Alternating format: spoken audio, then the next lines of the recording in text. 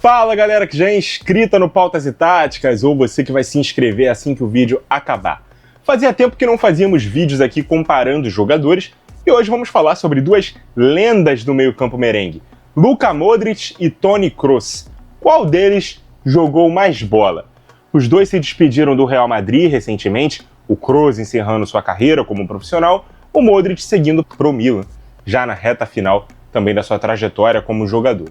Vamos trazer aqui alguns critérios para decretar qual dos dois foi melhor na carreira de modo geral, beleza? Já vai deixando o seu like, sua inscrição se você é novo por aqui, seu feedback aí nos comentários quando o vídeo acabar, compartilhe, o conteúdo com os seus amigos para ajudar também a difundir aqui a família Pautas e Táticas, ajudar o meu trabalho se você gosta dele, beleza?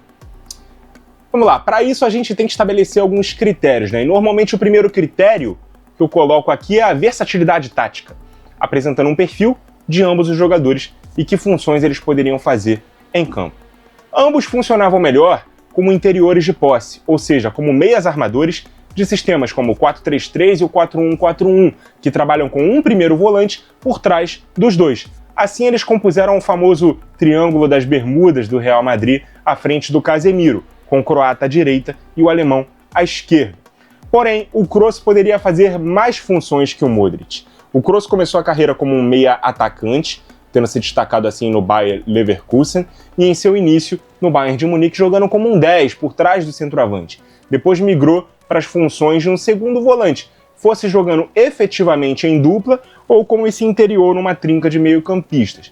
E em dois momentos também fez funções de um redista, uma menos bem sucedida, quando tinha acabado de chegar ao Real Madrid, emulando a posição do Xabi Alonso, porém com uma composição de setor bem menos intensa e combativa, O que deixou o jogador exposto muitas vezes, precisando fazer a proteção dos zagueiros. Lembrando que aquele time jogava com o próprio Modric à direita e com James Rodrigues à esquerda, ou seja, não tinha tanta pegada assim na marcação.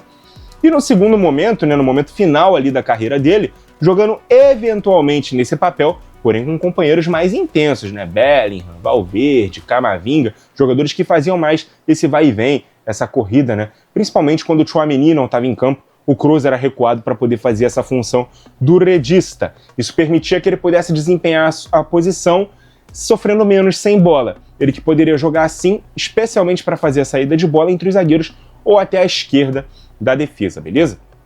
Já o Modric começou a carreira jogando como o segundo volante mesmo, um autêntico box-to-box, fosse numa linha de 4 meio-campistas ou tendo mais permissão para sair de trás em times que jogavam no 4-2-3-1. Se destacou assim jogando principalmente no Tottenham, antes de migrar para o Real Madrid.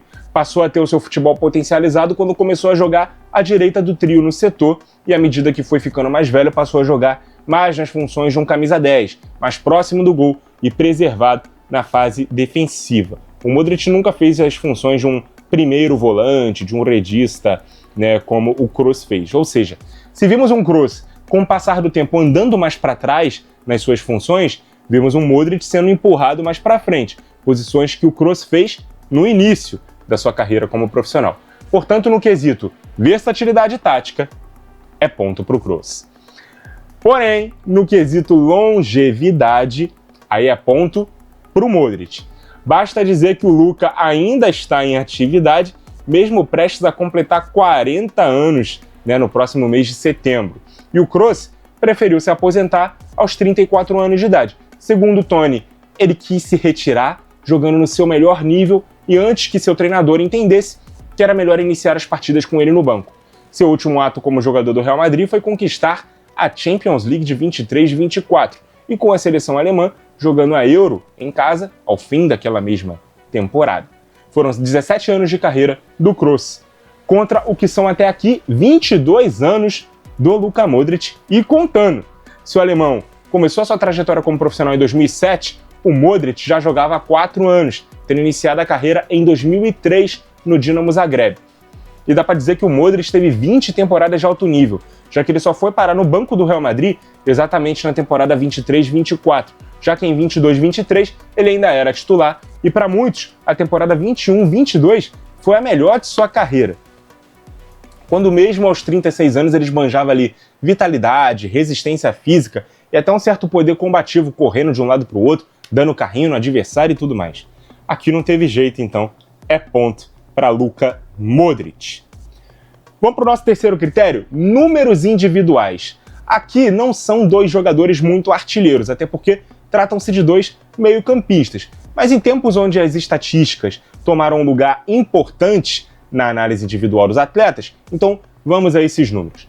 Por clubes, o Toni Kroos fez 754 jogos oficiais, 73 gols e distribuiu 166 assistências.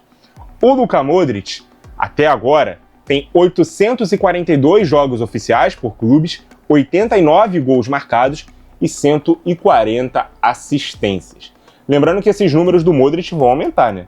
Já que ele ainda está em atividade. Mas até aqui, a média de gols por jogo dos dois é de 0,097 gol para o Kroos e 0,106 para o Modric. Ou seja, jogou 88 jogos e marcou 16 gols a mais que o Kroos e ainda tem uma média melhor.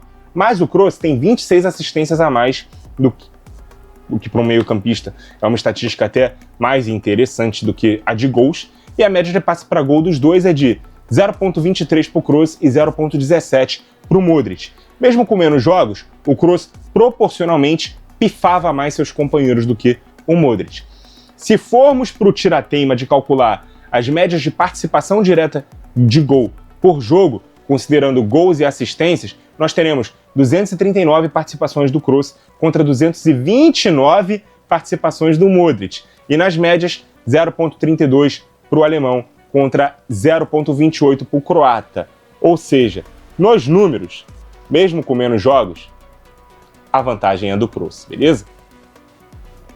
Prêmios individuais. Esse é um critério bastante subjetivo, já que temos algumas premiações aí que um ou outro jogador recebeu e a maioria de nós pode não concordar. Mas no número bruto, temos 27 prêmios individuais para o Kroos contra 60 do Modric. Desculpa, é um esculacho aqui a favor do Luka.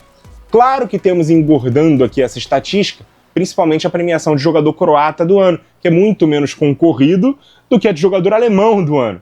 O Modric ganhou a honraria do seu país 10 vezes contra 2 do Kroos. Além disso, temos indicações para a seleção ideal da FIFA, 4 vezes para Toni e 6 vezes para Luka.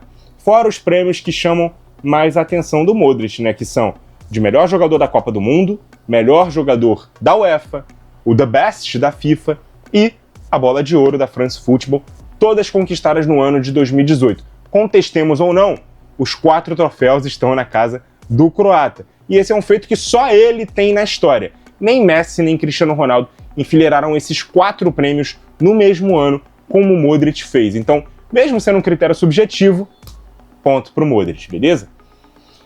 Títulos na carreira. Esse é um critério coletivo e que várias vezes foram conquistados pelos dois ao mesmo tempo, né? Mas vamos aos números. 33 troféus do Modric e 35 do Kroos.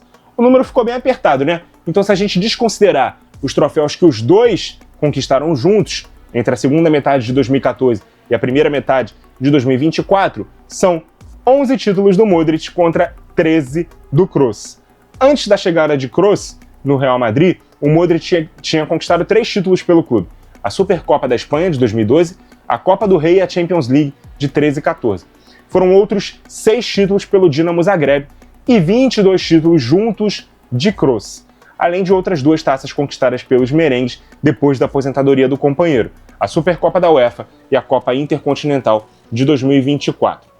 Já o alemão tinha levantado suas 12 taças anteriores pelo Bayern de Munique, entre elas a Champions League de 2012 e 2013, além da Copa do Mundo com a seleção alemã em 2014, que obviamente tem muito peso. Então, dito isso, ponto para Toni Kroos. E isso nos leva a falar sobre a carreira na seleção, porque seria realmente muito fácil a gente simplesmente decretar ponto para o Kroos, porque ele tem um título de Copa do Mundo e o Modric não.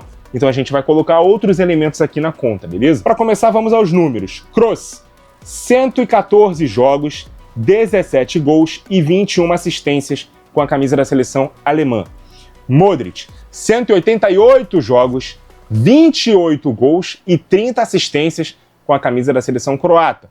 Mais jogos, mais gols e mais assistências para o Modric. Além disso, O Lucas jogou 4 Copas do Mundo, a Croácia ficou de fora da edição de 2010, mas o Modric esteve presente em 2006 e 2014, ambas foi eliminada na fase de grupos, além das Copas de 2018, quando foi vice-campeão, e 2022, onde conquistou o 3º lugar. Já o Kroos jogou 3 edições de mundiais, em 2010, quando foi 3º colocado, e vale ressaltar que ele era reserva nessa edição do Mundial, tal como o Modric também era reserva em 2006, ou seja, as 2 primeiras Copas do Mundo de ambos foram na condição de suplente. O Kroos, foi campeão, sendo importantíssimo em 2014, e em 2018, a última Copa do Kroos, ele caiu na fase de grupos, né? Ele chegou a se aposentar da seleção após a disputa da Euro de 2021, com isso ele não jogou o Mundial de 2022, onde a Alemanha também caiu na fase de grupos. Seria uma 4ª Copa ali para o Kroos, mas ele também teria caído na fase de grupos. Ou não, né? A gente nunca vai saber. Talvez com a presença dele lá, a Alemanha tivesse melhor sorte. Mas, se nada mudasse, ele iria ter mais uma queda na fase de grupos ali, numa 4ª Copa do Mundo no currículo. O Modric também levou a Croácia até a final da Nations League de 2023 e se tornou no ano passado um dos únicos 3 jogadores da história a participar de 5 edições da Eurocopa. 2008, 2012, 2016, 2021, né, que foi a reedição de 2020 atrasada, e 2024. Já o Kroos também tem como campanhas de destaque na seleção as semifinais das Euros de 2012 e 2016 e voltou a jogar pela seleção após quase 3 anos, quando aceitou o convite do técnico Julian Nagelsmann para integrar o grupo que disputou a Euro de 2024 em casa. O time acabou caindo nas quartas de final, foi o último ato da carreira do Kroos como profissional. Então aqui também fica muito difícil escolher um lado, porque um tem melhores números, jogou 4 Copas, foi vice-campeão em uma e 3º colocado da outra. Tudo indica, inclusive, que ele deve jogar mais uma edição de Mundial no ano que vem. O outro jogou apenas 3 edições, mas tem um título e um bronze.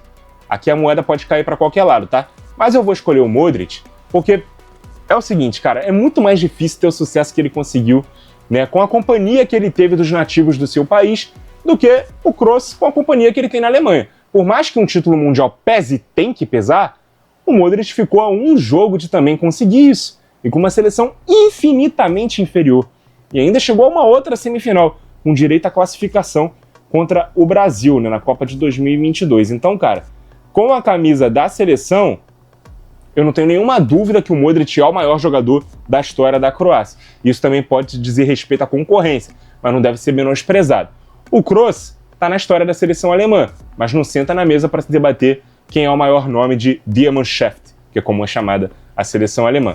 Então, o voto no Kroos, se você quiser, é super justo, mas eu vou preferir votar no Modric aqui, beleza?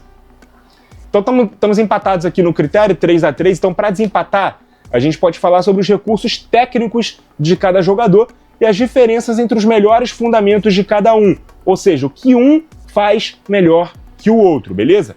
O Kroos tinha um passe longo e uma saída de bola melhores do que o Modric, inclusive se destacando muito especialmente por esses fundamentos. Além de também ter um ótimo arremate de longa e média distância e uma bola parada, tanto para levantar, né, bolas na área em faltas laterais ou escanteios, quanto para fazer cobranças diretas para o gol, também melhores do que o croata. Já o Modric tinha uma capacidade maior de cobrir grandes espaços do campo do que o Kroos. Ele era um jogador que percorria mais campo, né? O Kroos era aquele estilo joga de terno, faz a bola correr. O Modric podia fazer a bola correr, mas ele também corria, além de ser mais combativo defensivamente. Apesar de ser o Kroos, que jogava também, né, como primeiro volante, ele tinha menos capacidade de recuperar a bola do que o Modric, tá? O Modric também era mais rápido, entrava mais na área, conduzia a bola com mais qualidade e tinha um recurso que o Kroos não tem, que é o drible. Ele conseguia se virar sozinho quando encontrava a marcação. Apesar da leitura de jogo ali do Kroos para enxergar passes e sair da pressão, acionando um companheiro ser melhor, o drible não era uma virtude do alemão. Além disso, em todos os quesitos que o Kroos é melhor, o Modric também consegue fazer muito bem. O Modric tem um bom passe, tem um bom chute de fora da área, tem uma boa bola parada. A saída de bola não, tanto que o Real Madrid sentiu bastante ali a aposentadoria do Kroos, até porque o Kroos estava num momento ali de, se não o auge da carreira, ainda um momento em que ele era titular. O Modric já havia ido para o banco, né? Então, e até por ser mais velho, né? O Modric é mais velho do que o Kroos. Então, o Modric não conseguiu substituir o Kroos à altura quando o Kroos saiu. O Modric não se tornou novamente o titular com a saída, né, do Kroos. Então o Real Madrid sofreu muito com a saída do Kroos nesse quesito ali da saída de bola. As duas últimas temporadas do Modric no Real Madrid foram como reserva. Mas a verdade é que o Modric poderia, no auge sim, no auge dele, entregar as mesmas funções técnicas do Kroos. Mas dificilmente o Kroos conseguiria entregar as mesmas funções técnicas, né, os mesmos recursos para emular o Modric dentro daquilo que ele poderia fazer de melhor, especialmente em critérios mais físicos. O Modric é um jogador mais físico do que o Kroos. Portanto, entre Kroos e Modric, eu fico com o Modric. Na minha opinião, o croata jogou mais bola do que o alemão. Mas e você? Prefere quem? Kroos ou Modric? Modric ou Kroos? Qual deles jogou mais bola? Na sua opinião? Deixa ela aqui nos comentários e vamos debater com respeito, é claro, com opiniões contrárias, beleza?